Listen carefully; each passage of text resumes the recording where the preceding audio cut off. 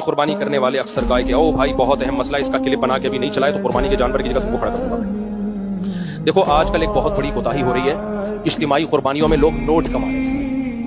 اجتماعی قربانی میں آپ نوٹ نہیں کما سکتے، یہ بزنس کا جائز طریقہ نہیں ہے۔ جو جائز طریقہ ہے بزنس کا وہ بھی میں آپ کو بتا دوں، اگر نوٹ کمانے ہیں تو کیسے کرو گے۔